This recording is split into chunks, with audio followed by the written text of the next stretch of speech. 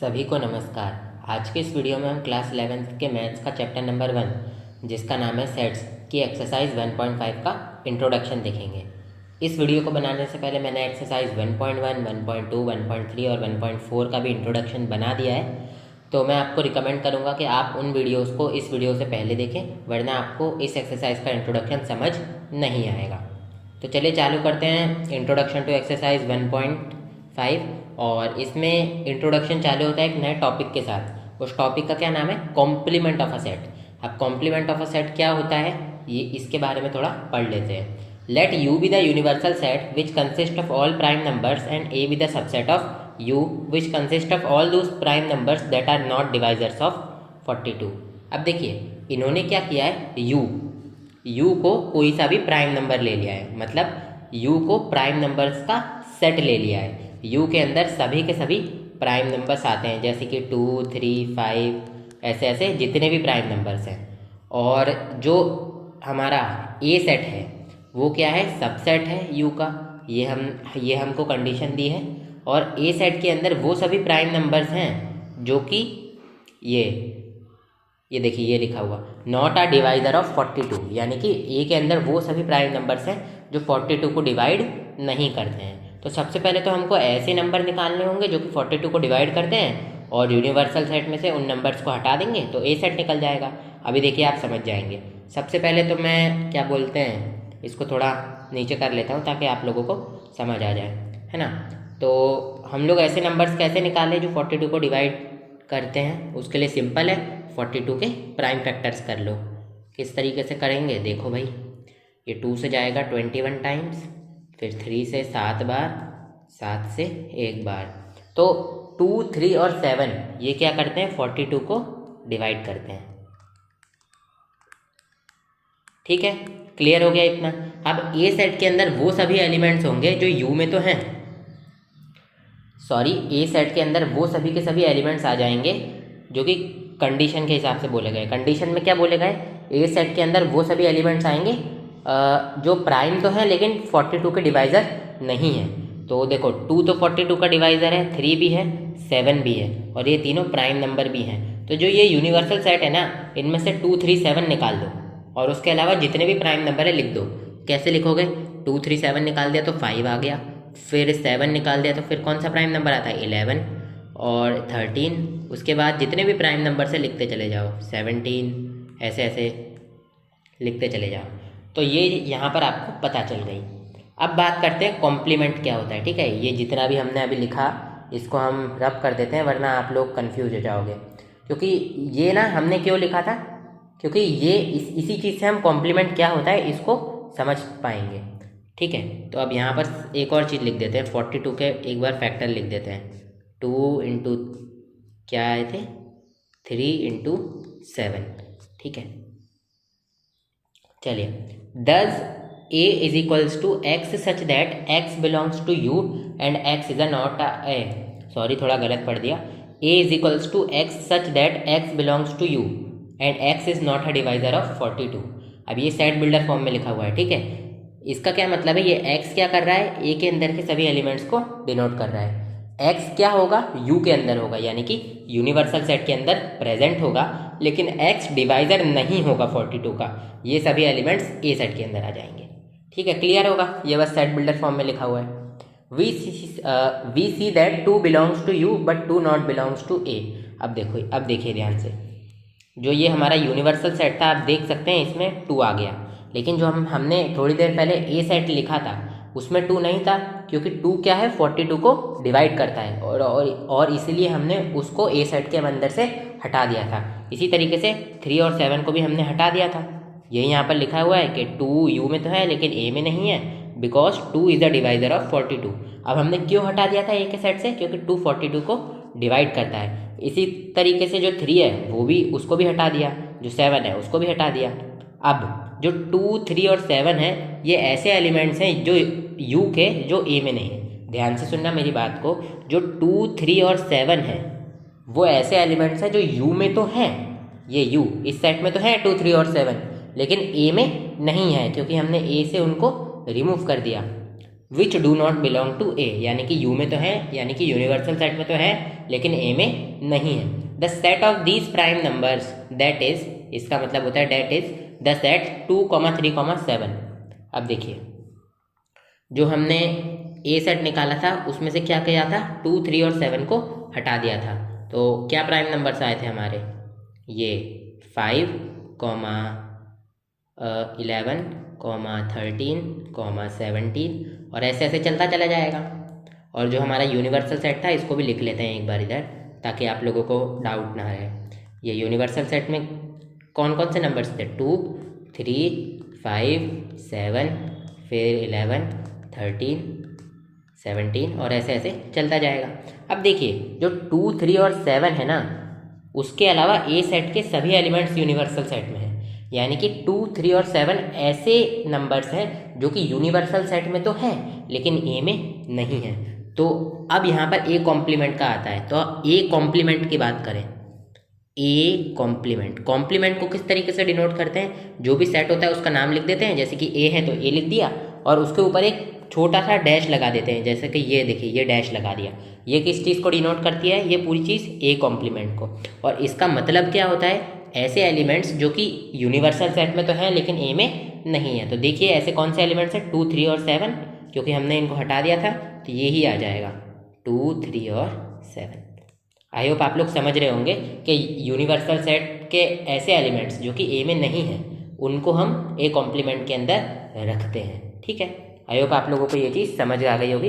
अब चलिए इसको कर देते हैं रब, ठीक है, ताकि आप लोगों को कुछ भी डाउट नहीं रहे। ये कर देता हूँ मैं इस चीज़ को रब। ये चैप्टर काफ़ी इजी है बट थोड़ा बड़ा है, इसलिए मैं पार्ट्स करके बनाता हूँ। चलिए, the set of these prime numbers that is the set 2, 3, 7। अभी हमारा कौन सा सेट बना था, यही तो बना था। Is called the complement of A with respect to U. अब इसको हम क्या कहेंगे, कॉम्प्लीमेंट ऑफ ए बोलेंगे विथ रिस्पेक्ट टू यू। जैसे कि ये हम लिखते हैं तो इसको हम ए कॉम्प्लीमेंट पढ़ देते हैं ऐसे ही शॉर्ट में, लेकिन जो एक्चुअल इसको पढ़ा जाता है वो पढ़ा जाता है complement of A with respect to U. अब ये अंग्रेजों ने बनाया है तो वही जाने इतना लंबा क्यों पढ़ने के लिए बनाया है। हो सकता है इसलिए बनाया हो, इसको सिंपल ए कॉम्प्लीमेंट ना कहा गया हो, क्योंकि ये जो यूनिवर्सल सेट है इसके अंदर के एलिमेंट्स के संदर्भ में हम लोग बात करते हैं। जैसे कि ए कॉम्प्लीमेंट क्या होता है, ऐसे एलिमेंट्स जो यूनिवर्सल सेट में तो हैं लेकिन ए में नहीं है। तो यहाँ पर देखिए यूनिवर्सल सेट आया, बोला ना मैंने, यूनिवर्सल सेट में तो है लेकिन ए में नहीं है, तो इसलिए शायद यहाँ पर ये यू लिख दिया है। बाकी ऐसे कोई फ़र्क नहीं पड़ेगा अगर आप ए कॉम्प्लीमेंट को, सॉरी इस चीज़ को अगर आप ए कॉम्प्लीमेंट पढ़ो या complement of A with respect to U पढ़ो, वो लगभग में एक ही बात है, उस चीज़ को लेकर इतना टेंशन मत लेना। And is denoted by A complement. अब ये चीज़ मैंने आपको पहले ही बता दिया कि किस तरीके से डिनोट करते हैं। ए के ऊपर एक छोटा सा बार लगा देना है आपको। So we have A complement is equals to 2, 3, 7। ठीक है, हमको ए कॉम्प्लीमेंट क्या मिला था, यही तो मिला था। Thus we see that A complement is equals to X such that x belongs to U and X not belongs to A. अब ये जो एक्स है ना, ये बस वेरिएबल है जो कि ए कॉम्प्लीमेंट सेट के अंदर के सभी एलिमेंट्स को डिनोट कर रहा है। ठीक है, तो ये जो एक्स होगा यानी कि जितने भी एलिमेंट्स होंगे ए कॉम्प्लीमेंट के अंदर के, तो वो यूनिवर्सल सेट में तो होंगे लेकिन ए सेट के अंदर नहीं होंगे। यही चीज़ हमने समझ ली। This leads to following definition. अब इससे हमको जो नीचे डेफिनेशन लिखी गई है ये मिल जाती है। ठीक है, तो ये देखिए, late U be the universal set and A R subset of you. कोई भी यूनिवर्सल सेट मान लीजिए यू और उसका एक सबसेट मान लीजिए A. Then the complement of A is the set of all elements of U. देखिए क्या लिखा है, then the complement of A is the set of all elements of U which are not elements of A.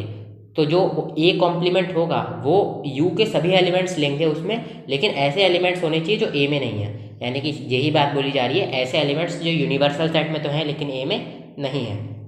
Symbolically we can write A complement to denote the complement of A with respect to U. अब हम ए complement को लिखते हैं इस तरीके से, ये मैंने आपको बता दिया। और ये क्या डिनोट करता है, complement of A with respect to U. 10। अब इससे हमको क्या पता चलता है, A complement is equals to X such that x belongs to U and X not belongs to A. देखिए मैं ये जो लाइनें हैं इनको रब कर देता हूँ, वरना हो सकता है आप लोगों को थोड़ा कन्फ्यूज़न आ जाए।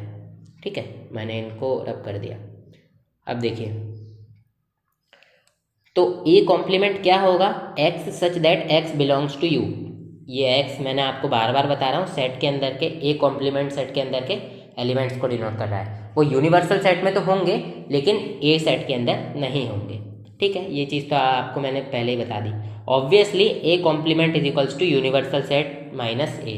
अब देखिए ये इसका एक और चीज़ है कि ए कॉम्प्लीमेंट है, तो इसका क्या मतलब है, इसका बेसिकली मतलब है कि अगर यूनिवर्सल सेट में से आप ए सेट को घटा दो। ठीक है, अब इसको एक उदाहरण से समझ लेते हैं हम। मान लीजिए कोई यूनिवर्सल सेट है, कुछ भी मान लीजिए छोटा सा 2, 3, 5 मान लीजिए, और कोई ए सेट है 3 मान लीजिए, कुछ भी मान सकते हैं आप, आपकी जो भी इच्छा है। चलिए 2 एलिमेंट ले लेते हैं, वरना लोगों को एक एलिमेंट में बहुत कन्फ्यूज़न हो जाता है। लोग ऐसा बोलते हैं कि यार आपने एक एलिमेंट लिया, हो सकता है एक एलिमेंट लिया इसलिए ये चीज़ फिट बैठ गई हो। आप कितने भी एलिमेंट्स ले सकते हैं, बस ध्यान ये रखिए कि ये जो यूनिवर्सल सेट है ना, इसमें ए के सभी एलिमेंट्स हो। ठीक है, बस इतना ध्यान रखना है, क्योंकि यूनिवर्सल सेट होता ही तो ये वो है जिसमें ए के सभी एलिमेंट्स हो। ठीक है, मतलब ए सेट अगर मान लो आपको गिवन है और उसके लिए आपको यूनिवर्सल सेट लिखना है, तो यूनिवर्सल सेट में ए सेट के सभी एलिमेंट तो होने ही चाहिए। ठीक है, भले ही ज़्यादा एलिमेंट्स हों उससे। हमने ये मान लिया ये यूनिवर्सल सेट है। अब कोई कहे आपको ए कॉम्प्लीमेंट निकालना है, तो हमने सीखा है अभी अभी कि ऐसे एलिमेंट्स जो यूनिवर्सल सेट में तो है लेकिन ए में नहीं है। जो 3, 2 है ये यूनिवर्सल सेट में भी है, ए में भी है, लेकिन जो 5 है ये यूनिवर्सल सेट में है लेकिन ए में नहीं है, तो बस ए कॉम्प्लीमेंट क्या हो जाएगा, 5। अब बात करते हैं यू माइनस ए की। यू माइनस ए का क्या मतलब होता है, ऐसे एलिमेंट्स जो यू में तो है लेकिन ए में नहीं है। तो ऐसे कौन से एलिमेंट्स हैं जो यू में तो हैं ए में नहीं है, 2 और 3 तो यू में भी है ए में भी है, 5। तो आप देख सकते हैं ए कॉम्प्लीमेंट को भी हम यही बोलते हैं, ऐसे एलिमेंट्स जो यू में तो हैं लेकिन ए में नहीं है। और यू माइनस ए को भी हम वही बोलते हैं, यही बोलते हैं कि ऐसे एलिमेंट्स जो कि यू में तो हैं लेकिन ए में नहीं हैं। ठीक है, ये सेम ही चीज़ें हैं, ये अलग अलग नहीं है। तो आप इन चीज़ों में कंफ्यूज मत होना। ठीक है, ये डिफरेंस ऑफ सेट्स तो मैंने आप लोगों को पहले की एक्सरसाइजेज में पढ़ा रखा है कि किस तरीके से निकाला जाता है। अब चलिए मैं इस चीज़ को रब कर देता हूँ। चलिए इतना लिखा रहने देते हैं। We note that the complement of set A can be looked upon, यानी कि उसको देखा जा सकता है अल्टरनेटिवली, यानी कि कॉम्प्लीमेंट की जगह है, as the difference between a universal set and set A, universal set U and the set A. यानी कि ए के कॉम्प्लीमेंट को आप यूनिवर्सल सेट में से ए घटाना भी देख सकते हो, इसमें कुछ प्रॉब्लम नहीं है। तो ये वाली बात ही है।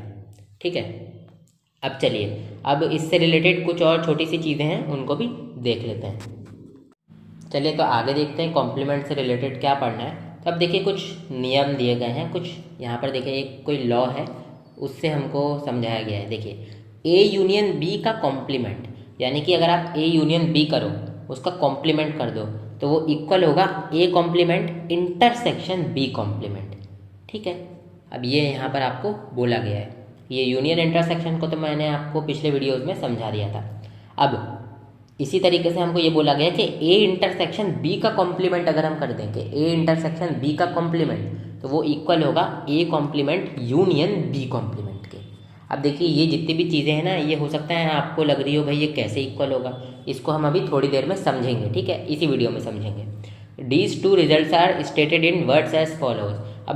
अब बस इन्हीं चीज़ों को अंग्रेजी में लिख दिया गया है। ठीक है, अब देखिए क्या लिखा हुआ है।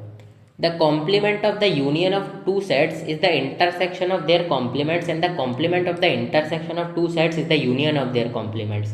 यानी कि कोई भी दो सेट है उनके यूनियन का अगर आप कॉम्प्लीमेंट कर दो, ये देखो ये अंग्रेजी में लिखा हुआ है, बस कंफ्यूज मत होना, मैं आपको हिंदी में समझा देता हूँ। कोई भी दो सेट्स हैं अगर आप उनका यूनियन करके उनका कॉम्प्लीमेंट कर दो तो वो इक्वल होगा उन दोनों के कॉम्प्लीमेंट्स के इंटरसेक्शन के। यहाँ पर देखो ए यूनियन बी का कॉम्प्लीमेंट किया, ये किसके इक्वल है, ए कॉम्प्लीमेंट और बी कॉम्प्लीमेंट के इंटरसेक्शन के। इसी तरीके से अगर हम कोई भी दो सेट्स लें और उनका इंटरसेक्शन कर दें और फिर उनका कॉम्प्लीमेंट कर दें तो वो इक्वल होगा ए के कॉम्प्लीमेंट और बी के कॉम्प्लीमेंट के यूनियन के। ठीक है, ये बस चीज़ें अंग्रेजी में लिख दी हैं तो कन्फ्यूज मत होना। These are called De Morgan laws. These are named after the mathematician De Morgan. अब देखिए ये कोई अंग्रेजी मैथमेटिशियन था जिसने शायद इस चीज़ की डिस्कवरी की होगी, तो इसलिए इसको ये नाम दे दिया है। ठीक है, De Morgan law. The complement A, मतलब ये जो डी मॉर्गन लॉ है ना, ये है इतना पूरा। मैं इस चीज़ को मिटा देता हूँ, हो सकता है बहुत लोगों को डाउट आ जाए, और सर्कल कर देता हूँ क्या है डी मॉर्गन लॉ। अभी हम पढ़ेंगे वैसे properties of complement of set में, बट फिर भी चलिए। The complement A of set A can be represented by a Venn diagram as shown in fig 1.10। अब देखिए ये जो फिगर है ना, इसमें देखिए जो भी कॉम्प्लीमेंट है उसको ब्लू कलर से शेड कर दिया गया है। अब देखिए इस चीज़ को मैं समझा देता हूँ आपको। ए कॉम्प्लीमेंट क्या होता है? ऐसे एलिमेंट्स का सेट जो कि यूनिवर्सल सेट में तो है लेकिन ए में नहीं है। अब बात करें वेन डायग्राम के फॉर्म में, तो वेन डायग्राम में तो आप देख सकते हैं ये एरिया होता है वेन डायग्राम में। देखिए ये एरिया है ना, तो वेन डायग्राम के फॉर्म में अगर हम लोग बात करें कि ए कॉम्प्लीमेंट क्या होता है, तो ए कॉम्प्लीमेंट क्या होगा? ऐसा एरिया जो यूनिवर्सल सेट में तो है लेकिन ए में नहीं है। और आप देख सकते हैं ऐसे एरिया को ब्लू कलर से शेड किया गया है। ये जो रेक्टेंगल है ये यूनिवर्सल सेट को रिप्रेजेंट करता है, यानी कि रेक्टेंगल के अंदर का पूरा एरिया यूनिवर्सल सेट के अंतर्गत आता है। और ये जो सर्कल है ये ए सेट को रिप्रेजेंट करता है, यानी कि ए सेट का पूरा एरिया इस सर्कल के अंतर्गत आता है। अब हमको ए कॉम्प्लीमेंट निकालना है, यानी कि यूनिवर्सल सेट में से हमको यूनिवर्सल सेट के एरिया में से हमको ए का एरिया हटा देना है। देखिए ये बीच का एरिया हट जाएगा तो कुछ इस तरीके से ब्लू कलर से देखिए शेड किया हुआ है। ये देखिए ये ब्लू कलर से शेड किया हुआ है ना, तो यही ए कॉम्प्लीमेंट का एरिया है। अब ये वेन डायग्राम के रूप में आपको रिप्रेजेंट किया गया है। The shaded portion represents the complement of set A. अब देखिए ये जो शेड किया है ना ब्लू कलर से, जिसको मैं अभी क्या बोलते हैं काले रंग से ऐसे ही हर कुछ बना रहा हूँ जिस पे, तो वो क्या रिप्रेजेंट कर रहा है? कॉम्प्लीमेंट ऑफ सेट ए को। अब चलिए कुछ प्रॉपर्टीज़ हैं उनको भी देख लेते हैं कॉम्प्लीमेंट से रिलेटेड। चलिए देखते हैं सम प्रॉपर्टीज़ ऑफ कॉम्प्लीमेंट सेट्स। अब कॉम्प्लीमेंट से रिलेटेड कुछ प्रॉपर्टीज़ क्या हैं? अब देखिए ये 4 प्रॉपर्टीज़ हैं। ये 4 प्रॉपर्टीज़ बस आपको याद रखनी है, और आधी तो ऐसी हैं इनमें से 3 तो जिसको याद रखने की भी ज़रूरत नहीं है, वो खुद ही समझ जाओगे आप, और मैंने आपको बता भी रखा है। तो चलिए देखते हैं ये 4 प्रॉपर्टीज़ कौन सी है। सबसे पहले प्रॉपर्टी का नाम है कॉम्प्लीमेंट लॉज। इनको बोला जाता है कॉम्प्लीमेंट लॉज। अब ये क्या है? ए का अगर आप यूनियन कर दो ए के कॉम्प्लीमेंट के साथ, तो वो हमेशा आपका यू यानी कि यूनिवर्सल सेट के ही इक्वल आ जाता है। अब ये एक तो जाहिर सी बात ही है, क्योंकि ए यूनियन ए कॉम्प्लीमेंट में ए के भी सभी एलिमेंट्स और ए कॉम्प्लीमेंट के भी सभी एलिमेंट्स। ए कॉम्प्लीमेंट क्या होता है? ऐसे एलिमेंट्स जो यूनिवर्सल सेट में तो हैं लेकिन ए में नहीं है, तो उनको हम ए कॉम्प्लीमेंट में ले लेंगे, और बाकी के बचे हुए सेट्स मतलब बाकी के जो बचे हुए एलिमेंट्स हैं वो ए में आएंगे, और उसका यूनियन ए कॉम्प्लीमेंट के साथ कर देंगे तो यूनिवर्सल सेट ही आ जाएगा। हो सकता है आपको ये चीज़ समझने में थोड़ी दिक्कत आ रही हो, तो इसमें आप कंफ्यूज मत होइएगा, क्योंकि जो वेन डायग्राम्स है ना उनके थ्रू ये चीज़ें आपको 100% क्लियर हो जाएंगी। ठीक है, इसलिए हो सकता है ये वीडियो थोड़ी लंबी बन जाए। इसी तरीके से अगर आप ए का इंटरसेक्शन करते हैं ए कॉम्प्लीमेंट के साथ, तो वो भी फाई के इक्वल आता है। ये टेंशन मत लेना, ये चारों की चारों चीज़ें हम वेन डायग्राम से अभी वेरीफाई करेंगे। बस अभी मैं आपको पढ़ते पढ़ते ब्रीफ में समझा देता हूँ।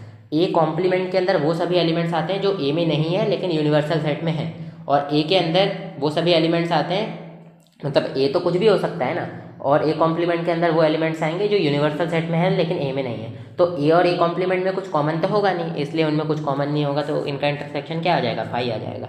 अभी मैं आपको समझा दूंगा, ठीक है, टेंशन मत लेना आप। अब आते हैं हमारा नेक्स्ट लॉ जो कि है डी मॉर्गन लॉ। देखो ये जितने भी लॉज है ना इनके नाम याद रखने की आपको ज़रूरत नहीं है। अगर आप ज़्यादा से ज़्यादा चाहो तो ये जो डी मॉर्गन लॉ है ना इसको याद रख लेना, क्योंकि हो सकता है कभी आपको एग्जाम में दे दे स्टेट डी मॉर्गन लॉ, तो हाँ यही ज़रूरी है। बाकी अगर आपके पास टाइम अच्छा खासा है तो सारे लॉज भी याद कर लो, नाम मतलब मैंने तो नाम याद किए नहीं थे, लेकिन हाँ अच्छा है अगर आप नाम याद कर लेते हो आप, तो आपकी मेमोरी पावर अच्छी है। अब देखिए डी मॉर्गन लॉ मैंने आपको ऊपर ही बता दिया क्या है। अगर ए यूनियन बी का कॉम्प्लीमेंट कर दो तो A complement intersection B complement के इक्वल होगा। इसी तरीके से ए इंटरसेक्शन बी का कॉम्प्लीमेंट कर दो तो A complement union B complement के इक्वल होगा। अब इन चीज़ों को वेन डायग्राम से अभी हम देखेंगे। अब यहाँ पर देखिए एक और बात है, लॉ ऑफ डबल कॉम्प्लीमेंटेशन। अब इस चीज़ को तो वेन डायग्राम से वेरीफाई करने की ज़रूरत भी नहीं है, फिर भी हम लोग कर लेंगे, टेंशन मत लेना, ठीक है। ए अगर आप ए कॉम्प्लीमेंट का कॉम्प्लीमेंट कर दो तो वो हमेशा ए के इक्वल आता है। उदाहरण के लिए कोई यूनिवर्सल सेट ले लो, क्योंकि कॉम्प्लीमेंट्स से डील कर रहे हो तो यूनिवर्सल सेट चाहिए आपको, कोई सा भी ले लो 2, 7, 6, 5, कोई भी ए सेट ले लेता हूँ भाई मैं, कोई सा भी ले लूँ। और अब मैं क्या करूँ, ये ए कॉम्प्लीमेंट निकाल दूँ, किसके इक्वल होगा? ऐसे एलिमेंट्स जो यूनिवर्सल सेट में तो है लेकिन ए में नहीं है, तो 2 और 6 तो ए में है, तो 7,5 आ जाएगा। अब देखिए ये जो ए कॉम्प्लीमेंट है ना, इसको मैं बी के इक्वल मान लेता हूँ। B let A complement equals to B, ठीक है। तो ये बी किसके इक्वल आ गया? 7,5 के। अब मैं क्या करूँ? बी का कॉम्प्लीमेंट कर दूँ, यानी कि ऐसे एलिमेंट्स जो कि यूनिवर्सल सेट में तो हैं लेकिन बी में नहीं है। तो देखिए ये 7 और 5 बी में है, यूनिवर्सल सेट 2,6 है। ऐसे मतलब ऐसे एलिमेंट्स जो कि यूनिवर्सल सेट में है लेकिन बी सेट में नहीं है, तो वो कौन से? 2,6। तो देख सकते हो 2,6 भी आ गया मेरे पास। अब देखिए ये जो बी है ना, केवल इतना सा बी, इसकी जगह मैं क्या पुट कर सकता हूँ? ए कॉम्प्लीमेंट पुट कर सकता हूँ, क्योंकि मैंने बी को ए कॉम्प्लीमेंट के इक्वल लिया था। तो ए कॉम्प्लीमेंट, अभी ये एक और बार कॉम्प्लीमेंट लगाना पड़ेगा क्योंकि ये हमने बी की जगह ए कॉम्प्लीमेंट पुट किया है। अब ब्रैकेट लगा दो भाई, एक और बार है तो ए कॉम्प्लीमेंट का कॉम्प्लीमेंट हमारा 2,6 के इक्वल आ गया। अब ध्यान से देखो ये 2,6 कौन सा सेट है? ए सेट ही तो है। इस तरीके से ये इक्वल आ जाता है। अब ये आप कहोगे भाई इस केस में आ गया, आपने ये सेट लिया, तो कोई दिक्कत नहीं यार, हम आपको क्या बोलते हैं, जो वेन डायग्राम होता है ना, उससे भी इस चीज़ को वेरीफाई करके बता देंगे। ये लॉज हैं, ये यूनिवर्सल लॉज हैं, ये हर सेट्स के लिए एप्लीकेबल है। अगर आप फाई भी यूज़ करते हो ना, तो भी हो सकता है, तो हो क्या सकता है, तो भी होगा ही, ये लॉ वेरीफाई। अब चलिए नेक्स्ट लॉ है laws of empty set and universal set. अब देखिए ये क्या कह रहा है, जो फाई है उसका अगर आप कॉम्प्लीमेंट करते हैं तो वो हमेशा यूनिवर्सल सेट के इक्वल आता है, और जो यूनिवर्सल सेट है उसका आप कॉम्प्लीमेंट करते हैं वो हमेशा फाई के इक्वल आता है। अब इस चीज़ को तो वेन डायग्राम से क्या है, ऐसे ही समझ जाओगे, काफ़ी आसान है। मान लो कोई यूनिवर्सल सेट है, ये 1,2,3, ठीक है, और फाई है। फाई क्या होता है? ये होता है। अब आप इसका कॉम्प्लीमेंट कर दो, फाई का कॉम्प्लीमेंट कर दो, यानी कि ऐसे एलिमेंट्स जो यूनिवर्सल सेट में तो है लेकिन फाई में नहीं है। अब देखो फाई क्या होता है? एम्प्टी सेट होता है, और 1,2,3 ये एलिमेंट्स इसमें है ही नहीं ये फाई में, तो बस यही आ जाएगा 1,2,3। और ये 1,2,3 क्या है? यू ही तो है। ये मत सोचना कि ये जो खालीपन है ये तो हर सेट में होता है तो इसमें भी होगा। चलिए छोड़िए, आप फालतू कंफ्यूज हो जाएंगे, मैं क्या ही बोल रहा हूँ। आप तो बस इतना समझिए कि फाई का कॉम्प्लीमेंट अगर हमने किया तो फाई में देखिए खाली है, एक भी एलिमेंट नहीं है, और यूनिवर्सल सेट में कितने एलिमेंट हैं? 3 एलिमेंट है, 1,2,3, तो उनको लिख दिया, सारे एलिमेंट ही आ गए जो यूनिवर्सल सेट में, तो हमारे पास यूनिवर्सल सेट ही आ गया। और अगर कोई कहे कि यू का कॉम्प्लीमेंट कर दो यूनिवर्सल सेट का, देखिए यहाँ पर लिखा गया है, तो वो फाई के इक्वल होता है। अब देखिए, अब यू का कॉम्प्लीमेंट के इसके इक्वल होगा। देखिए मैं ये लाइनिंग्स को मिटा देता हूँ, एक मिनट। ये चलिए, अब देखिए यू का कॉम्प्लीमेंट, ऐसे एलिमेंट्स जो यू में तो हैं लेकिन यू में ही नहीं है। यू कॉम्प्लीमेंट को पढ़ेंगे तो इसी तरीके से ना, ऐसे एलिमेंट्स जो यू में तो हैं लेकिन यू में ही नहीं है। तो ऐसा तो एक भी एलिमेंट नहीं है जो यू में तो है लेकिन यू में ही नहीं है। आप, मेरी बात थोड़ी कंफ्यूजिंग हो सकती है। अब अच्छा मेरी बात बताओ, एक मेरी बात सुनो, ऐसा कोई एलिमेंट है क्या जो यू में तो है लेकिन यू में ही नहीं है? ऐसा कोई एलिमेंट होगा ही नहीं, क्योंकि भाई ये तो, अगर मान लो कोई आपसे कहता है कि ऐसा कोई एलिमेंट बता भाई जो कि यूनिवर्सल सेट में तो है लेकिन यूनिवर्सल सेट में ही नहीं है, तो आप क्या बोलोगे? अरे पागल हो गया है क्या? अगर तू पहले कह रहा है कि ये एलिमेंट यूनिवर्सल सेट में है तो वो होगा, फिर तू ये भी कह रहा है कि नहीं है, तो ये बेसिकली ऐसा एक भी एलिमेंट ही नहीं है जो यूनिवर्सल सेट में तो है लेकिन यूनिवर्सल सेट में ही नहीं है। तो ये इसलिए फाई के इक्वल आ जाता है। आई होप आप लोग समझ रहे होगे। अगर कोई आपसे कहे कि तेरा ज्योमेट्री बॉक्स ला, और ऐसा मतलब मान लो आपके ज्योमेट्री बॉक्स में 2 पेंसिल रखी है, और आपसे कोई बुक कहे कि ऐसी पेंसिल बता, ऐसी कोई पेंसिल है जो तेरे ज्योमेट्री बॉक्स में है लेकिन तेरे ज्योमेट्री बॉक्स में ही नहीं है, तो आप बोलोगे ना उसको, अरे पागल वागल हो गया क्या? ऐसी पेंसिल कैसे हो सकती है जो मेरी ज्योमेट्री बॉक्स में ही है और उसमें नहीं भी है? तो ऐसी तो कोई पेंसिल है ही नहीं ना जो उसमें भी है और उसमें नहीं भी है। समझ रहे हो ना मेरी बात को? तो इसलिए ये ऐसी कोई भी पेंसिल नहीं है, तो इसलिए सेट्स के अंदर कितने एलिमेंट आ जाएंगे? एक भी एलिमेंट नहीं आएगा, क्योंकि एक भी ऐसी पेंसिल है ही नहीं, तो फाई आ जाएगा। फाई किस चीज़ को रिप्रेजेंट करता है? एम्प्टी सेट को। अब चलिए जल्दी से ना हम लोग इन लॉज को वेन डायग्राम्स की मदद से वेरीफाई कर लेते हैं। ये हमने चारों लॉ देख लिए। इनमें से अगर आपको किसी का नाम याद भी रखना है तो मेरे हिसाब से तो डी मॉर्गन लॉ का रख लेना, बाकी लॉज तो मतलब बाकी लॉज का नाम याद रखना तो ज़रूरी नहीं है। These laws can be verified by using Venn diagrams. अब इन लॉज को हम वेन डायग्राम्स की मदद से क्या करेंगे? वेरीफाई करेंगे। तो चलिए चलते हैं पहले लॉ क्या कहते हैं, ये कॉम्प्लीमेंट लॉ, ये लॉ है ना, इस लॉ को हम वेन डायग्राम की मदद से वेरीफाई करते हैं। चलिए पहला लॉ देख लीजिए। ये जो लॉ है ये फिगर 1.10 के मदद से प्रूव हो जाएगा, वेरीफाई हो जाएगा, जो हमने ऊपर देखा था। ये ऊपर वाली इमेज को ही मैं काट कर थोड़ा यहाँ ले आया हूँ, तो इसलिए ये आपको थोड़े बहुत धब्बे दिख सकते हैं, लेकिन उससे कुछ फ़र्क नहीं पड़ेगा, आप समझ जाएंगे। अब देखिए इसमें क्या कहा गया है, इस लॉ में ए यूनियन ए कॉम्प्लीमेंट आपका यूनिवर्सल सेट के ही इक्वल हो जाता है। अब देखिए हम किसी भी चीज़ का यूनियन करते हैं तो उसका क्या मतलब है, A union A complement. Union का मतलब मैंने आपको बता रखा है पहले ही। तो ए यूनियन ए कॉम्प्लीमेंट का क्या मतलब होगा, ए यूनियन ए कॉम्प्लीमेंट का अगर हम एलिमेंट्स को मद्देनज़र रखते हुए बात करें तो ये क्या हो जाएगा, ऐसे एलिमेंट्स जो ए में भी हैं और ऐसे एलिमेंट्स जो ए कॉम्प्लीमेंट में भी हैं उनका एक सेट बना दो, तो आ जाएगा भैया आपका ये ए यूनियन ए कॉम्प्लीमेंट। अब देखो ये जो ए यूनियन ए कॉम्प्लीमेंट है, इसकी वेन डायग्राम्स के टर्म्स में बात करो, क्योंकि वेन डायग्राम्स में हम एलिमेंट्स तो लिखते हैं, लेकिन एलिमेंट्स से पहले हम एरिया बनाते हैं। देखो ये एरिया तो है ना। तो अब देखिए मैं जो बोलूँगा उसको ध्यान से सुनना। A union A complement Venn diagrams के टर्म्स में क्या होगा, ऐसा एरिया जो ए में भी है वो वाला एरिया भी ले लो, ऐसा एरिया जो ए कॉम्प्लीमेंट में भी है वो वाला भी एरिया ले लो, और वो इकट्ठे एरिया को हम क्या कहेंगे, ए यूनियन ए कॉम्प्लीमेंट।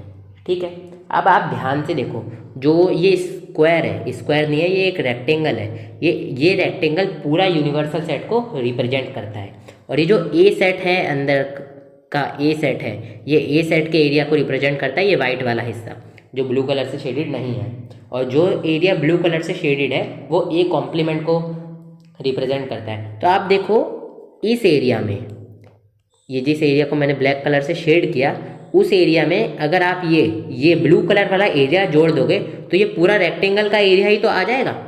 ध्यान से सुनो, जो एरिया मैंने अभी ब्लैक कलर से शेड किया है वो ए सेट का एरिया है, उसमें अगर आप वो वाला एरिया जोड़ दोगे जो कि ब्लू कलर से शेडेड है, ए कॉम्प्लीमेंट का एरिया है, तो आपके पास ये रेक्टेंगल का ही तो एरिया आ जाएगा। और रेक्टेंगल का एरिया किसको रिप्रेजेंट करता है, यूनिवर्सल सेट के एरिया को। इसीलिए A union A complement universal set के इक्वल हो जाता है। आई होप आप लोग इस चीज़ को समझ रहे होंगे, क्योंकि ए यूनियन ए कॉम्प्लीमेंट का क्या मतलब होता है, ऐसा एरिया जो ए में भी है और ए कॉम्प्लीमेंट में भी है, उन एरिया को इकट्ठा कर दो और वो इकट्ठा एरिया क्या हो जाएगा, ध्यान से देखने में पता चलता है कि वो यूनिवर्सल सेट ही हो जाएगा। क्यों, क्योंकि ये ए सेट यूनिवर्सल सेट के अंदर है और ये ए कॉम्प्लीमेंट भी यूनिवर्सल सेट के अंदर है। इस चीज़ को आप इस तरीके से भी समझ सकते हो, ये केवल समझने के लिए बता रहा हूँ, इस चीज़ को कहीं भी यूज़ मत करना, ठीक है। ये हमारा u माइनस ए किसके इक्वल होता है, ए कॉम्प्लीमेंट के इक्वल होता है, इतना आप समझ गए। अब ये एरिया में समझ लो, ठीक है, सिर्फ एरिया में, ये असलियत में मत सोचना, मतलब ये असलियत में एलिमेंट्स के रूप में आप सोच सकते हो, लेकिन अभी जो मैं स्टेप करने वाला हूँ उसको मत सोचना, क्योंकि अभी हमने सेट्स में, मेरे को नहीं पता प्लस होता है कि नहीं, लेकिन अभी हमने प्लस पढ़ा भी नहीं है और मेरे हिसाब से होता भी नहीं होगा। आप तो ये समझिए कि यूनिवर्सल सेट के एरिया में से अगर हम ए का एरिया घटा दें तो हमको ए कॉम्प्लीमेंट मिल जाता है, बराबर। ये चीज़ ऊपर पड़ी थी, अब ये माइनस का है इधर, तो इधर इसको प्लस कर दो, ठीक है। ये माइनस था, इधर गया तो प्लस आ गया, तो यूनिवर्सल सेट का एरिया किसके इक्वल हो गया, ए कॉम्प्लीमेंट का एरिया प्लस में ए का एरिया, ठीक है। तो इस तरीके से भी आप समझ सकते हो, ये केवल समझने के लिए बताया, इस तरीके से करते नहीं है वैसे, ये माइनस को उधर भेज देते हैं, बट आप समझने के लिए कर सकते हो। तो आई होप आप लोग इस चीज़ को समझ गए होंगे कि जो ए का एरिया है और ए कॉम्प्लीमेंट का एरिया है, इस एरिया को मिला दे तो यूनिवर्सल सेट का ही एरिया बन जाता है। इसी तरीके से इनके एलिमेंट्स को मिला दे तो यूनिवर्सल सेट के एलिमेंट ही बन जाते हैं। अब देखिए यहाँ पर इंटरसेक्शन वाले में तो कोई दिक्कत होनी ही नहीं चाहिए, इंटरसेक्शन वाला तो काफ़ी आसान है। देखिए ए इंटरसेक्शन ए कॉम्प्लीमेंट 5 के इक्वल क्यों है, देखिए ये ए इंटरसेक्शन ए कॉम्प्लीमेंट का क्या मतलब है वेन डायग्राम के टर्म्स में। अब देखिए ये जितने भी लॉज है ना, इनको मान लीजिए आप कोई यूनिवर्सल सेट मान लीजिए 1, 2, और कोई भी ए सेट मान लीजिए और कोई भी ए कॉम्प्लीमेंट जो भी निकलेगा वो निकाल लीजिए। तो ऐसे करेंगे तो ये 100% वेरीफाई हो ही जाएंगे, बट जो वेन डायग्राम का मेथड है वो उसमें ही लोगों को कन्फ्यूजन होता है, इसलिए मैं उसको ही बता रहा हूँ आप लोगों को। ऐसे तो मैंने आपको वैसे भी बता दिए, जैसे कि ए इंटरसेक्शन ए कॉम्प्लीमेंट है तो ए कॉम्प्लीमेंट के अंदर वो सभी चीज़ें आएंगी जो ए में नहीं है लेकिन यू में है, तो इनमें कुछ कॉमन होगा ही नहीं। तो अब ये चीज़ तो आप समझ गए होंगे कि एलिमेंट्स निकालेंगे तो कुछ कॉमन नहीं आएगा, बट एरिया की टर्म्स में मैं आपको समझा रहा हूँ, तो वो उस चीज़ को समझो। देखो ए इंटरसेक्शन ए कॉम्प्लीमेंट का क्या मतलब है, ऐसा एरिया जो ए और ए कॉम्प्लीमेंट के बीच कॉमन हो। अब आप इस डायग्राम में देखो, क्या ऐसा कोई एरिया है जो ए और ए कॉम्प्लीमेंट के बीच में कॉमन है? ए का वो एरिया है जो कि वाइट कलर से शेडेड है, ए कॉम्प्लीमेंट का वो एरिया है जो कि ब्लू कलर से शेडेड है। इनमें कोई भी एरिया कॉमन है क्या? एक भी तिनका एरिया का कॉमन नहीं है। इसीलिए जब कोई भी चीज़ कॉमन नहीं होती है तो क्या आ जाता है? फाई, यानी कि एम्प्टी सेट आ जाता है। समझ रहे हो बात को? एम्प्टी सेट आ जाता है। ये एलिमेंट्स के टर्म्स में बात करूँ तो एक भी एलिमेंट नहीं है कॉमन, तो सेट के अंदर कितने एलिमेंट आएंगे? 0 एलिमेंट्स आएंगे, तो एम्प्टी सेट हो गया। आई होप आप लोग इस चीज़ को समझ रहे होंगे। अब चलिए जो दूसरा लॉ है जो कि है आपका डी मॉर्गन लॉ, इस चीज़ को भी वेरीफाई कर लेते हैं। इस चीज़ को आप ध्यान से समझना, ठीक है? चलिए समझ लेते हैं डी मॉर्गन लॉ। अब डी मॉर्गन लॉ क्या कह रहा है ये देख लीजिए। सबसे पहले आप डी मॉर्गन लॉ है ए यूनियन बी का कॉम्प्लीमेंट इक्वल होगा A complement intersection B complement के। अब देखिए ये जो ये वाला फिगर है, इनको मैं नाम भी दे देता हूँ। ये आप फिगर 1 मान लीजिए, ये फिगर 2 मान लीजिए, ये फिगर 3 मान लीजिए। अब देखिए जो फिगर 1 है उसमें ब्लू कलर से जिस एरिया को शेड किया गया है वो ए यूनियन बी का एरिया है, और जो मैंने येलो कलर से एरिया शेड किया है वो ए यूनियन बी के कॉम्प्लीमेंट का एरिया है। क्योंकि ए यूनियन बी के कॉम्प्लीमेंट में वो एरिया आ जाएगा जो कि यूनिवर्सल सेट में तो है लेकिन ए यूनियन बी में नहीं है, इसलिए हमने ए यूनियन बी का एरिया उसमें लिया ही नहीं। अब ये एरिया इक्वल आएगा किसके एरिया के? A complement intersection B complement के एरिया के। अब देखिए ए कॉम्प्लीमेंट को ये पिंक कलर से, लाइट पिंक कलर से, जो भी कहना है आपको इसको कह दीजिए, मैं पिंक बोल रहा हूँ, पिंक कलर से शेड कर दिया गया है। यहाँ पर देखिए जो भी पिंक कलर से एरिया है ना वो ए कॉम्प्लीमेंट है, यानी कि ऐसा एरिया जो यूनिवर्सल सेट में तो है लेकिन ए में नहीं है। और वही जो ग्रीन कलर से शेड किया गया है तीसरे फिगर में वो बी कॉम्प्लीमेंट है, यानी कि ऐसा एरिया जो कि यूनिवर्सल सेट में तो है लेकिन बी में नहीं है। अब आप देखिए ए कॉम्प्लीमेंट और बी कॉम्प्लीमेंट में कॉमन एरिया कौन सा है? अब इस चीज़ को मैं आप लोगों को समझाने के लिए एक वेन डायग्राम बना देता हूँ, ठीक है? ए कॉम्प्लीमेंट ये आपका यूनिवर्सल सेट है, ये आपका मैं ए सेट मान लेता हूँ, और चलो मैं इसको थोड़ा बड़ा बना लेता हूँ। ये आपका ए सेट मान लो, ये आपका बी सेट मान लो, ये मैंने ऐसे ही बना दिया है, ठीक है? ये ए सेट, ये बी सेट। अब देखिए ये जो पिंक वाला एरिया है और जो ग्रीन वाला एरिया है उसमें कॉमन एरिया कौन सा है? ध्यान से देखिए उसमें कॉमन एरिया कौन सा है। तो उसमें वो कॉमन एरिया है जिसको मैं यहाँ पर ये कौन से कलर से करूँ? लाल रंग से। जिसको मैं लाल रंग से शेड करूँगा ना वो एरिया कॉमन होगा इनमें। ध्यान से देखिएगा, ये देखिए ये पर्पल, ये पिंक वाले एरिया और ये ग्रीन वाले एरिया का कॉमन एरिया देख लीजिए आप, तो यही होगा, देख लेना, क्योंकि यही तो डी मॉर्गन लॉ है। आप देखना यही एरिया इनमें कॉमन है। आप एक बार ध्यान से देखो कि इनमें कौन सा एरिया कॉमन है, और यही वाला एरिया कॉमन आ रहा है जो कि हमने फर्स्ट वाले फिगर में निकाला था। इसको फोर्थ फिगर नाम दे दो। अब आप ध्यान से देखो ये जो ए कॉम्प्लीमेंट है इसमें बी का एरिया है थोड़ा सा, और ये जो बी कॉम्प्लीमेंट है इसमें थोड़ा सा ए का एरिया है, लेकिन बीच का एक भी एरिया इन दोनों में कॉमन नहीं है। जैसे कि ए कॉम्प्लीमेंट में ये वाला एरिया आता है ए यूनियन बी का, मतलब ए यूनियन बी का थोड़ा सा एरिया ए कॉम्प्लीमेंट में है जो कि बी का हिस्सा है, आप देख ही सकते हो, ठीक है? और इसी तरीके से बी कॉम्प्लीमेंट में ए यूनियन बी का थोड़ा सा हिस्सा है जो कि ए का हिस्सा है। तो आप देखो ये जो मैंने लाल रंग से सेकंड फिगर और थर्ड फिगर में शेड किया है ना, ये ए यूनियन बी का वो एरिया है जो कि ए कॉम्प्लीमेंट और बी कॉम्प्लीमेंट में प्रेजेंट है। अब आप देखो जो ये बाहर वाला एरिया है, ये अब मैं कैसे बताऊँ, ये इससे ये जो बाहर वाला एरिया, ये देखिए ये वाला बाहर वाला एरिया, और इसमें, और ये देखिए ये बाहर वाला एरिया, ये देखिए ये बाहर वाला एरिया, इन दोनों में ही कॉमन है। और इस बाहर वाले एरिया के अलावा अंदर वाला एरिया इन दोनों में कॉमन नहीं है, क्योंकि अंदर किसी में तो ये बी वाला एरिया है लेकिन इसमें ये बी वाला एरिया नहीं है, इसमें ए वाला है और इसमें ए वाला नहीं है। तो अगर आप ध्यान से देखो, इस चीज़ को समझना है, इसलिए मैंने आपके लिए इतनी मेहनत की है, ठीक है? आप इस चीज़ को ध्यान से समझो कि जो ए कॉम्प्लीमेंट है उसका अगर हम उसके एरिया को बी कॉम्प्लीमेंट, मतलब ए कॉम्प्लीमेंट और बी कॉम्प्लीमेंट का कॉमन एरिया देखें तो जो फोर्थ फिगर में मैंने लाल रंग से शेड किया है ना वही एरिया कॉमन है।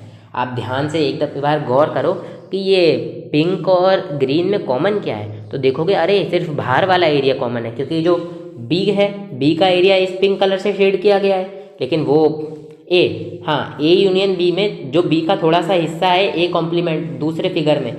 अब चलो यार, हो सकता है थोड़ा डाउट हो, मैं फिर से बोलता हूँ।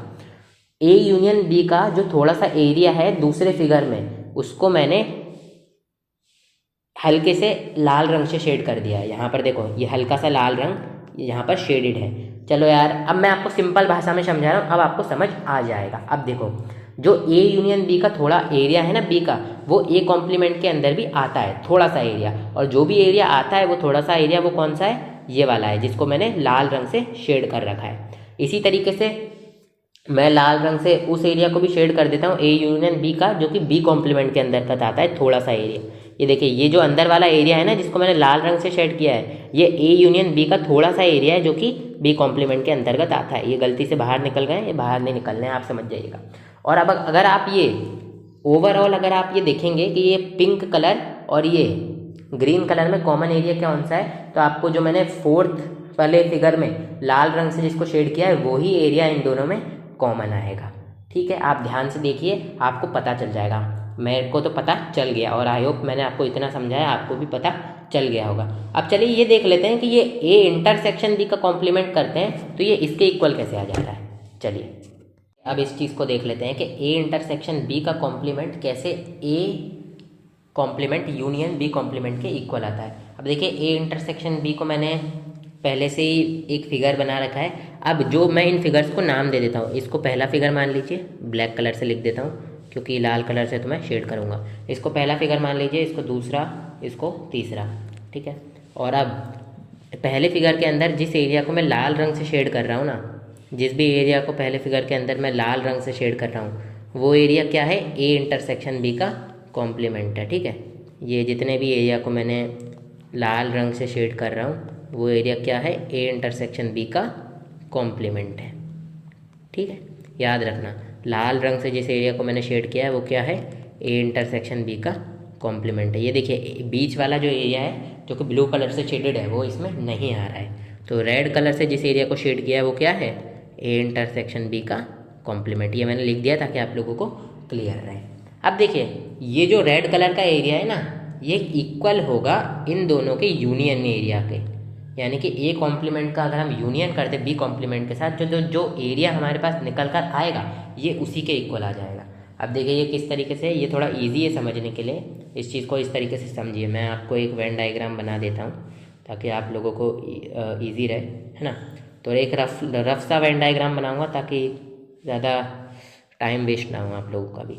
ठीक है, तो ये मैं ए सेट बना लेता हूँ, इसमें ये मैं बी सेट बना लेता हूँ। ठीक है, आप ये मत सोचना कि मैंने सर्कल नहीं बनाया है। ठीक है, अब मैंने सर्कल बना दिया है।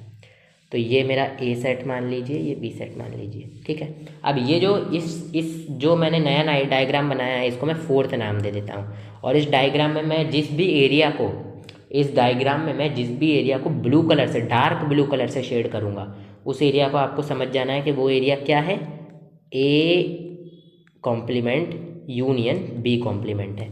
ये समझ जाना है आपको, कौन से कलर से, डार्क ब्लू कलर से।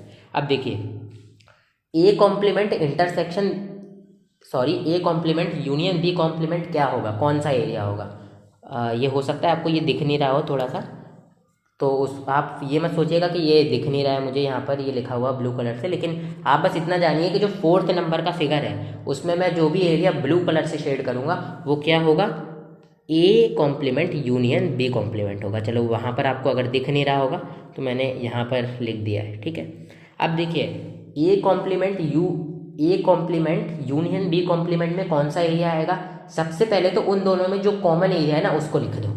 सबसे पहले तो उन दोनों में जो कॉमन एरिया है वो उस एरिया को शेड कर दो, वो तो आएगा ही आएगा, क्योंकि जब हम यूनियन निकालते हैं ना किन्हीं भी सेट्स का, तो उनमें जो कॉमन एरिया होता है वो तो आता ही आता है, जो ए और बी में कॉमन एरिया होता है। तो हमने ऊपर देखा था कि मतलब जब हमने ये पहला वाला लॉ समझा था ना, ये वाला लॉ, तो इसमें हमने देखा था कि ए कॉम्प्लीमेंट और बी कॉम्प्लीमेंट में कॉमन एरिया कौन सा है, तो ये वाला एरिया जिसको मैंने डार्क ब्लू कलर से शेड किया है यही ए कॉम्प्लीमेंट और बी कॉम्प्लीमेंट का कॉमन एरिया था। अब देखिए, A complement union B complement में ए कॉम्प्लीमेंट का भी पूरा एरिया आएगा, बी कॉम्प्लीमेंट का भी पूरा एरिया आएगा, और ऐसा एरिया भी आएगा जो इन दोनों में कॉमन हो। तो इन दोनों का कॉमन एरिया तो हमने एक बार शेड कर दिया। अब ए कॉम्प्लीमेंट का पूरा एरिया देख लो, ये वाला जो एरिया है ना ये भी तो है ए कॉम्प्लीमेंट के अंदर, ये एरिया है कि नहीं ए कॉम्प्लीमेंट के अंदर। ठीक है, तो इस एरिया को भी शेड कर दो भाई, ये ए कॉम्प्लीमेंट के अंदर भी है। अब हमने ए कॉम्प्लीमेंट के एरिया को तो शेड कर दिया, बी कॉम्प्लीमेंट का एरिया भी तो शेड करना है। ये देखो, ये जितना भी मैंने अभी अभी के लिए आप ये समझो कि जितना भी एरिया मैंने डार्क ब्लू कलर से शेड किया है, ये क्या है, ए कॉम्प्लीमेंट का ही एरिया है, आप देख सकते हो। अब मैं बी कॉम्प्लीमेंट का एरिया भी शेड कर देता हूँ, तो आप देखो ध्यान से। अब ये देखो, बी कॉम्प्लीमेंट में क्या है, ये वाला एरिया है बी कॉम्प्लीमेंट में, और साथ ही साथ ये बाहर वाला एरिया है। ए कॉम्प्लीमेंट में भी इसी तरीके से ये वाला एरिया है और बाहर वाला एरिया है। अब बाहर वाले एरिया तो कॉमन है, तो उनको उस एरिया को अपन ने पहले ही शेड कर लिया। लेकिन ये जो अंदर वाला एरिया है बी कॉम्प्लीमेंट का, इसको तो हम शेड कर दें, जो कि अभी हम कर रहे हैं, आप देख सकते हो। और ये क्या है आपका, A complement union B complement है। और आप ध्यान से देखोगे तो जो एरिया ये था वही एरिया ये भी है, तो ये दोनों आपस में बराबर हो गए। समझ रहे हो आप बात को, क्या यानी कि ये जो एरिया है ये आपस में बराबर आ गए। इसीलिए ये जो डिमॉर्गन लॉ है ये कहता है कि ए इंटरसेक्शन बी का कॉम्प्लीमेंट इक्वल होगा ए कॉम्प्लीमेंट यूनियन बी के कॉम्प्लीमेंट के। आई होप आप लोगों को ये डिमॉर्गन लॉ समझ आ गया होगा। अब चलिए हम लोग समझते हैं ये लॉ ऑफ डबल कॉम्प्लीमेंटेशन को और laws of empty set and universal set को वेन डायग्राम्स की मदद से। चलिए, जो शुरुआत के दो लॉज थे उनको ही वेन डायग्राम से समझने में थोड़ी मशक्क़त थी, अब बाकी के लॉज तो काफ़ी आसान है। अब देखिए, जो अगला लॉ क्या कहता है कि लॉ ऑफ डबल कॉम्प्लीमेंटेशन, अगर आप ए कॉम्प्लीमेंट का कॉम्प्लीमेंट करते हो तो ये ए के ही इक्वल आ जाएगा। ठीक है, तो ये तो एकदम सीधी सी बात है। अब देखो, ए कॉम्प्लीमेंट क्या होता है, ऐसा एरिया जो यूनिवर्सल सेट में तो है उसमें से हटा दो वो एरिया जो कि ए में है। ठीक है, यही होता है आपका ये यूनिवर्सल सेट ए कॉम्प्लीमेंट। तो आप देख सकते हो ए कॉम्प्लीमेंट के एरिया को ब्लू कलर से शेड कर दिया गया है। अब ए कॉम्प्लीमेंट का कॉम्प्लीमेंट करना है, तो अब क्या करो, इस ए कॉम्प्लीमेंट को बी के इक्वल ले लो। अभी के लिए भूल जाओ ये ए कॉम्प्लीमेंट है, ठीक है, अभी के लिए भूल जाओ। लेकिन क्या करो, ये जो ए कॉम्प्लीमेंट का एरिया है इसको बी के इक्वल ले लो, यानी कि ये जो एरिया है मान लो ये बी है, इसको मैं कौन से कलर से डिनोट करूँ, इस कलर से, आप लोगों की आंखों में भी ज़्यादा स्ट्रेस नहीं पड़ेगा। ठीक है, तो ये जो ए कॉम्प्लीमेंट का एरिया है इसको हमने बी एरिया के इक्वल ले लिया, मान लो, बस अज्यूम कर लो। ठीक है, अब आपको बी पता है, ये वाला एरिया जो ब्लू कलर से शेड किया गया है। अब क्या कहे, कोई क्या बोले, जैसे कि अभी तो हमने बी को ए कॉम्प्लीमेंट के इक्वल लिया है ना, अगर कोई कहे कि भाई बी कॉम्प्लीमेंट निकाल दो, बी कॉम्प्लीमेंट निकाल दो, तो बी कॉम्प्लीमेंट क्या होगा, ऐसा एरिया जो यूनिवर्सल सेट में तो है लेकिन बी में नहीं है। और आप देख सकते हो बी में ये पूरा एरिया है बाहर वाला, लेकिन ए नहीं है बी में, जो ए का एरिया है वो बी के अंदर है ही नहीं। तो आप देखोगे कि जो ऐसा एरिया जो यूनिवर्सल सेट में तो है लेकिन बी में नहीं है, वही होगा बी कॉम्प्लीमेंट, और वो एरिया होगा ये जिसको मैं अभी ब्लैक कलर से शेड कर दिया। देखिए, यही तो एरिया है जो यूनिवर्सल सेट में है और बी में नहीं है, क्योंकि बी में ये बाहर का पूरा एरिया आता है जो ए के बाहर है, और ए का एरिया तो बी में आता ही नहीं है ना। तो आप देख सकते हैं, और ये किसके इक्वल है, ये वाला एरिया ए के ही तो एरिया के इक्वल है। ये जो बीच वाला एरिया है ये किसके एरिया के इक्वल है, ए के एरिया के ही तो इक्वल है ना। समझ गए आप लोग बात को। अब देखिए हमारे पास ये रिजल्ट आ गया, B complement is equals to A, बस इतना आपको पता चल गया, अब तो हलवा बन गया। ये जो बी है इसकी जगह पर आपको बस ए पुट कर देना है, काम खत्म। तो बी की जगह पर ए पुट कीजिए, बी की जगह पर ए कॉम्प्लीमेंट पुट कर देना है, तो बी की जगह पे हमने ए कॉम्प्लीमेंट पुट कर दिया। अब देखो यहाँ बी का कॉम्प्लीमेंट है और बी को हमने ए कॉम्प्लीमेंट के इक्वल लिया था, तो बी की जगह पर हमने ए कॉम्प्लीमेंट पुट कर दिया है। अभी इसका कॉम्प्लीमेंट, ये वाला कॉम्प्लीमेंट तो इधर आएगा ना, समझ रहे हो बात को। और इसी तरीके से ये किसके इक्वल था, ए के, तो ये आ गया ए के इक्वल। आई होप आप लोग इस चीज़ को, इस लॉ को समझ गए होंगे। अब चलिए लास्ट वाला लॉ देख लेते हैं, वो तो और भी ईजी है। अब चलिए आखिरी लॉ देख लेते हैं, ये लॉ तो काफ़ी ईजी है, इसको वेन डायग्राम से समझने की ज़रूरत भी नहीं है, क्योंकि फाई को आप सेट्स में रिप्रेजेंट नहीं कर सकते वेन डायग्राम में। क्योंकि देखो फाई किसके इक्वल होता है, एम्प्टी सेट के, यानी कि जो सेट एम्प्टी है, यानी कि एक भी एरिया नहीं है। तो आप इसमें अगर आप मान लो कोई सेट बनाओगे तो ये जो अंदर वाला एरिया है ये उस सेट के अंदर आ ही जाएगा। अगर मान लो आप इतना छोटा बनाते हो फिर भी ये वाला एरिया तो आ ही गया। और फाई का क्या मतलब होता है, ऐसा सेट जिसके अंदर एक भी एलिमेंट ना हो, यानी कि कुछ भी एरिया ना हो। समझ रहे हो बात को।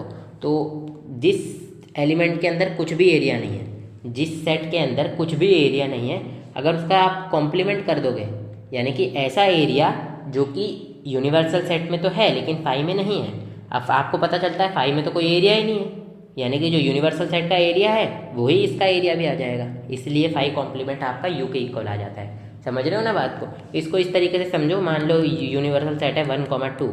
अब फाई तो पता ही है क्या होता है, ये इस तरीके से होता है। तो अब फाई का आपको मान लो कॉम्प्लीमेंट करना है, तो ऐसे एलिमेंट्स जो कि यूनिवर्सल सेट में तो है लेकिन फाई में नहीं है, आप ये देखोगे ऐसे तो दो वो ही एलिमेंट है जो यूनिवर्सल सेट में प्रेजेंट है। तो यूनिवर्सल सेट को आप एज इट इज़ इसकी जगह पर लिख सकते हो, आप देख सकते हो यही आ जाएगा। इस चीज़ को मैंने आपको पहले भी समझाया हुआ है। तो आप इस चीज़ को इस तरीके से समझो, जो फाई है उसको आप वेन डायग्राम में रिप्रेजेंट ही नहीं कर सकते। मान लो आप ये एरिया इतना छोटा बनाते हो फाई के लिए, तो ये अंदर वाला एरिया इसके अंदर आ जाएगा। लेकिन फाई सेट का मतलब होता है ऐसा सेट जिसके अंदर एक भी एरिया ना हो, और ऐसा सेट जिसके अंदर एक भी एरिया ना हो उसका आप कॉम्प्लीमेंट करोगे तो उसका क्या मतलब होगा, ऐसा सेट जो यूनिवर्सल सेट है उसमें से आपको ऐसा एरिया घटाना है जो कि एरिया ही नहीं है। मतलब इस चीज़ को आप लोग हो सकता है समझ ना पा रहे हो, आप तो बस सिंपल समझो। फाई क्या होता है, फाई एम्प्टी सेट होता है, यानी कि वेन डायग्राम के मीन्स में बात करें तो एक भी एरिया नहीं है, बिल्कुल तिनका भी नहीं है, क्योंकि तिनका भी एरिया तो ऑक्यूपाई करेगा ना, तो वो भी नहीं है। तो ये बस कुछ होगा ही नहीं, ये इस तरीके से ही सेट होगा, ठीक है। तो अगर आप फाई का कॉम्प्लीमेंट कर दोगे तो वो किसके इक्वल आ जाएगा, ये पूरा यूनिवर्सल सेट के इक्वल आ जाएगा। क्यों, क्योंकि फाई का कॉम्प्लीमेंट तो यूनिवर्सल सेट ही होगा ना भाई। क्योंकि आप लोग इस बात को समझो एक बार ध्यान से, क्योंकि जो फाई होता है वो आपका एक एम्प्टी सेट होता है, यानी कि खाली सेट है। अगर इसका आप कॉम्प्लीमेंट करोगे यानी कि आप ऐसा एरिया घटा रहे हो यूनिवर्सल सेट में से जो एरिया ही नहीं है, यानी कि ये समझो आप यूनिवर्सल सेट में से फाई घटा रहे हो, एक तरीके से ये समझ लो बस आप, ठीक है। अब देखो हमको ये पता है कि फाई का कुछ एरिया ही नहीं होता है, यानी कि फाई का एरिया 0 होता है। अगर वेन डायग्राम में फाई 0 एरिया ऑक्यूपाई करता है तो यहाँ 0 लिख दिया इसका एरिया, ठीक है। यहाँ पर एरिया की बात कर रहे हैं हम लोग, है ना, एरिया की। तो जो एरिया ऑफ यूनिवर्सल सेट होगा ना उसमें से आपको 0 घटाना है। अब आप किसी भी चीज़ में से 0 घटाते हो तो आपको वही चीज़ वापस एज इट इज़ मिल जाती है, तो यही आपको एज इट इज़ मिल जाएगी और यही आपके पास आ जाएगा। ये पूरा का पूरा अंदर का पूरा एरिया ही फाई कॉम्प्लीमेंट हो जाएगा, ठीक है। इसी तरीके से अगर हम यू कॉम्प्लीमेंट की बात करें तो यू कॉम्प्लीमेंट का क्या मतलब है, ऐसा एरिया जो यू में तो है लेकिन यू में ही नहीं है, ऐसा एरिया जो इसके अंदर तो है लेकिन इसके अंदर ही नहीं है। अब इस चीज़ को मैंने आपको पहले भी समझाया, ऐसा कोई एरिया है जो इसके अंदर भी है लेकिन इसके अंदर भी नहीं है, ऐसा कोई एरिया तो है ही नहीं। क्योंकि अगर एरिया इसके अंदर है तो वो इसके अंदर भी नहीं है, ऐसा कैसे हो सकता है, ऐसा तो हो ही नहीं सकता। यानी कि आपने जो बोला है उसका एरिया 0 है, ऐसा कोई एरिया ही नहीं है, ऐसा 0 एरिया है। समझ रहे हो आप लोग बात को कि ऐसा एरिया है ही नहीं, ठीक है। तो आई होप आप लोगों को ये चीज़ें समझ आ रही होंगी। ये कुछ लॉस थे, हमने जो ऊपर लिखा हुआ था this types of loss can be verified using Venn diagram, हमने ये बुक में आपको करके नहीं बताया गया है, ठीक है। ये खासकर जो डी मॉर्गन लॉ है इसमें आपको बहुत ज़्यादा मशक्कत लगी होगी समझने में, लेकिन ये भी आ गया होगा समझ में। ये जो लॉज हैं इनको बुक में वेरीफाई करके नहीं बताया गया है, तो मैंने फिर भी सोचा कि आप लोगों को बता दूं ताकि आप लोगों को नॉलेज में रहे कि ये चीज़ें आई हैं तो कैसे आई हैं, ठीक है गाइज। यार आप सभी लोगों का धन्यवाद, आप वीडियो के एंड तक जुड़े रहे। और अगली वीडियो जो हम बनाएंगे ना, अगली वीडियो में हम एक्सरसाइज 1.5 से रिलेटेड जितने भी एग्जाम्पल्स हैं, एग्जाम्पल 20, 21, 22, इन सभी एग्जाम्पल्स को सॉल्व करेंगे। और इन एग्जाम्पल्स के साथ कुछ इंपॉर्टेंट नोट्स भी हैं जो आप सोच रहे होंगे यार ये कवर नहीं करवाया भाई आपने, तो वो मैं एग्जाम्पल्स के साथ ही कवर करवा दूंगा क्योंकि वो नोट्स एग्जाम्पल से ही रिलेटेड है। और इसके बाद हम 1.5 एक्सरसाइज को पूरी तरीके से सॉल्व करेंगे एग्जाम्पल्स के बाद। So thank you so much यार गाइज, आप लोग वीडियोस को देखते हो और एंड तक जुड़े रहे। चैनल को सब्सक्राइब जरूर कर देना अगर आपको मेरी वीडियोस से समझ आता है तो, और वीडियो को लाइक भी जरूर कर देना। आपके जितने भी दोस्त हैं जिन्होंने 11th में मैथ्स लिया होगा CBSE से, जो लोग पढ़ते हैं और जो नहीं भी पढ़ते CBSE से, उनको भी सेट्स चैप्टर तो होगा ही, तो उनको भी ये वीडियो शेयर कर देना, काफ़ी काम आएगा उनके भी, आपको भी काम आया होगा और उनको भी काम आएगा। दूसरों का भला करो, आपका भी भला होगा, ठीक है guys. Thank you so much for watching और मिलते हैं जल्दी एक अगली वीडियो के साथ, तो बाय बाय।